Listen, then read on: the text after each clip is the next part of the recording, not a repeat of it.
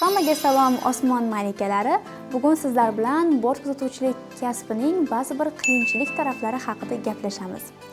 Albatta, barcha sohada va barcha kasbda o'zining mashaqqatli va qiyin taraflari bor. Albatta, bu kasbda ham. Keling, bugun sizlar bilan mana shu qiyinchiliklari haqida gaplashamiz.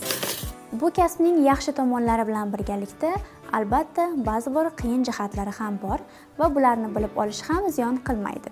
Shaxsan men o'zim ish tajribamda ko'rgan va sezgan qiyin taraflardan biri bu uyqu rejimini buzilishi.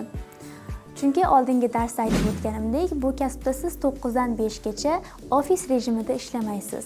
Agarda bugun tush paytida parvoz qilsangiz, ertaga esa tungi reysda tushishingiz mumkin. Bu degani sizdagi uyqu rejimi doimiy tarzda o'zgarib boradi. Agarda sizning organizmingiz bir xil vaqtda uxlab, bir xil vaqtda turishga moslashtirilgan bo'lsa, bu kasbda siz ozroq qiyinchilik ko'rishingiz mumkin. Shaxsan men o'zim oldinlari aynan mana shunday rejimda yashaganman. 11 da uxlab, 6 da uyg'onardim va bu kasbga kirganimdan keyin bu rejimga xayr deganman. Chunki eng birinchi reysim tungi reys bo'lgan. Toshkent va Istanbul yo'nalishida parvoz qilganmiz. Kechasi 12 da boshlangan reys tongi 5 da yakunlanishi kerak edi va men tushunib turganingizdek butun tun davomida samolyotda xizmatda bo'lganman va organizmim bu o'zgarishga moslashishi qiyin bo'lgan. Va bu parvozni yakunlaganimdan keyin organizmim juda ham charchab, 2-3 kunlab o'zimga kela olmaganman. Tobim qochib qolgan desa ham bo'ladi. Chunki rejimim birdaniga o'zgarib ketgan.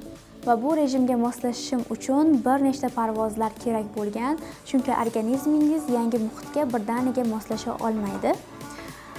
Agarda siz ham doim bir xil rejimda uxlash va yotishga o'rgangan bo'lsangiz, sizda ham bu qiyinchilik bo'lishi mumkin. Va undan tashqari ba'zi odamlarda organizmi kechasi uxlashga moslashgan bo'ladi va agarda bir necha kun davomida kechasi uxlamasa, organizmda turli xil yomon oqibatlarga olib kelishi mumkin.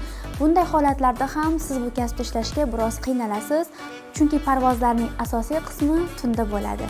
Keyingi qiyin taraflardan biri esa havodagi bosimning yuqori ekanligi.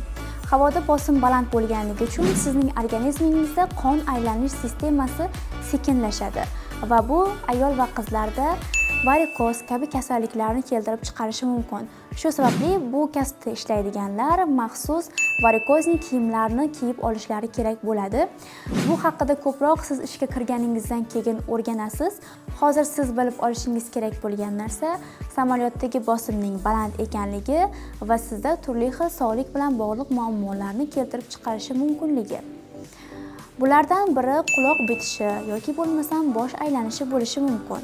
Aynan mana shunday holatlar kuzatilmasligi uchun ham siz ishga kirishdan oldin tibbiy ko'riklardan o'tasiz.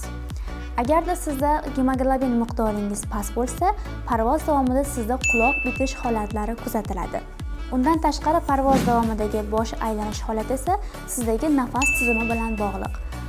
Hozirda juda ham ko'pchilik odamlarda nafas tizimi, ya'ni burun bilan bog'liq muammolar bor. Shu sababli ham siz bu kasbga kirayotganingizda eng birinchi o'rinda burningizni tekshiruvdan o'tkazishingiz kerak, ya'ni nafas olish tizimini. Chunki aytib o'tganimdek, samolyotdagi bosim sizni erkin nafas olishingizga to'sqinlik qiladi va sizda burun sohangizda muammolar bo'ladigan bo'lsa, bu sizning sog'ligingizga jiddiy ta'sir ko'rsatishi mumkin. Bu sohadagi keyingi qiyin taraflardan biri bu yo'lovchilar bilan ishlash.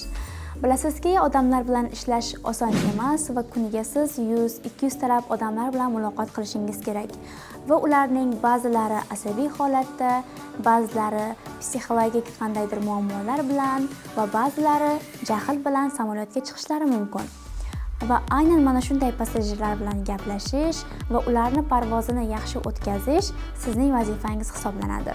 Shunday holatlar parvoz davomida juda ham ko'p kuzatiladiki, yo'lovchilar o'zlarining jahllarini yoki o'zlaridagi turli xil ruhiy holatlarni boshqalarga yuklashni xohlashadi va buning aziyatini bort kuzatuvchilar chekishadi. Masalan, o'zimning parvozlarimda ham shunday holatlar ko'p bo'lgan. Samolyotga chiqishlari bilan yo'lovchilar baland ovozda gapirishni boshlashadi yoki boshqalar bilan janjallashishadi yoki bo'lmasam bort kuzatuvchilarining instruksiyalariga quloq solishmaydi. Aynan mana shu holat bort kuzatuvchilar uchun qiyin vaziyatlardan biri hisoblanadi, chunki yo'lovchilarni tinchlantirish, ularni joylariga o'tirgizish va parvozga tayyorlash uchun sizda juda ham kam vaqt bo'ladi. Taxminan 15-20 daqiqa ichida siz yo'lovchilarni o'rindiqlariga o'tirgizib, samolyot ko'tarilishi uchun tayyor holatga keltirishingiz kerak. Chunki agarda samolyotda bitta yo'lovchi o'z o'rniga o'tirmasa ham, samolyotning ko'tarilishi va uchishi sekinlashadi. Chunki samolyotdagi xavfsizlik yo'lovchilarning hammalarini o'z joylariga o'tirganligi va xavfsizlik kamarlarini taqqan holatda sizning yo'l yo'riqlaringizga amal qilishi eng muhim omil hisoblanadi. Chunki aynan sizning gapingizga quloq solishni istamaydigan yo'lovchilar sizga juda ham katta muammolar tug'dirishadi. Sizning aytganlaringizni qilmaganligi uchun, masalan, oddiygina kamarni taqmaganliklari uchun samolyotning uchishi kechikadi va u orada 200-300 lab passajirlar yo'lovchilarni noroziligiga sabab bo'ladi. Ana shunday holatlarda sizdan sabrli bo'lish, stressga chidamlilik va odamlar bilan muloqot qilish qobiliyatini borligi talab etiladi. Aviakompaniyalar har taraflama mukammal, boshlovchilik qobiliyatiga ega bo'lgan odamlarni ishga olishni asosiy maqsadi ham xuddi shunda. Chunki siz parvoz davomida 4 soatmi yoki 5 soatmi davomida siz o'sha yo'lovchilar bilan birgalikda ishlaysiz va ularning xavfsizligi sizga bog'liq bo'ladi.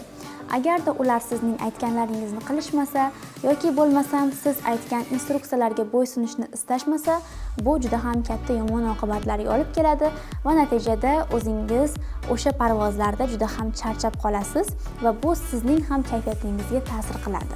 Bunday holatlardan chiqishning eng yaxshi yo'li esa sabrli bo'lish va stressga chidamli bo'lish hisoblanadi. Shu bilan birgalikda bu kasbning qiyin taraflaridan biri, aslida bu men uchun unchalik ham qiyin emas, lekin balkim siz uchun qiyin bo'lishi mumkin. Turli xil oilaviy tadbirlarda, to'y-hashamlarda va bayramlarda ishtirok eta olmay qolishingiz mumkin ekanligi. Chunki siz bayram kunlarida ham, to'y-hashamlarda ham parvozda yoki ishda bo'lib qolishingiz mumkin. Bunday holatlarda siz ishdan ruxsat so'rab, o'sha tadbirlarda ishtirok etishingiz qiyin bo'lib qolishi mumkin. Albatta bu holatga yana o'zim misol tariqasida vaziyat aytib o'tmoqchiman. Shaxsan o'zimning akamning to'ylarida ishtirok etishim aynan mana shu kasbim orqali juda ham qiyin bo'lgan. To'ylariga ishtirok eta olganman, lekin allaqachon to'y bazmlari boshlanganda uyga kirib borganman. Bilsangiz, bizda an'analarga ko'ra to'ydan bir kun oldin bazmlar uyushtiriladi, oila a'zolari bilan, qarindoshlari bilan birgalikda va aynan mana shu eng muhim to'yning qismi hisoblanadi. Shaxsan men o'zim mana shu bazmda ishtirok eta olmaganman, chunki men samolyotda, reysda xizmat safarida edim. Sizda ham mana shunday holatlar kuzatilishi mumkin, chunki ba'zilar uchun oilaviy tadbirlar va oilaviy yig'inlar bu inkor qilishning imkoni bo'lmagan vaziyatlar bo'ladi. Lekin siz bu kasbga kirganingizdan keyin mana shunday tadbirlarni va bazmlarni unutishingiz kerak bo'lib qolishi mumkin. Bundan tashqari siz chet el aviakompaniyalariga ishga kiradigan bo'lsangiz, o'zingizning davlatingizga bir yilda bor yo'g'i 1 yoki 2 marotaba kelishingiz mumkin. Chunki chet el aviakompaniyalari o'z davlatingizga borib dam olish uchun bir yilda bir marotaba 30 kunga kanikul e'lon qiladi va o'sha kanikuldagina siz o'zingizning davlatingizga kelishingiz mumkin. Boshqa paytlarda esa davlatingizga kelishingiz mumkin, lekin ko'p vaqtga emas, 1 yoki 2 kunga. Agarda sizda tez orada reyslaringiz bo'ladigan bo'lsa, ortingizga qaytib ketishingiz kerak bo'ladi. Agarda mana shu yuqorida aytib o'tilgan qiyinchiliklarga o'zingizni tayyor deb bilsangiz va men mana shu kasbni egallashga tayyorman har qanday qiyinchilikka qaramasdan deydigan bo'lsangiz, albatta harakat qilib ko'rishingizni maslahat beraman. Bu biroz qiyin tuyulishi mumkin, lekin ishga kirib ish boshlaganingizdan keyin yaxshi taraflari bu qiyinchiliklarni albatta bosib ketadi. Bugungi darsimiz tushunarli bo'ldi degan umiddaman. Keyingi darsimizda ko'rishguncha xayr.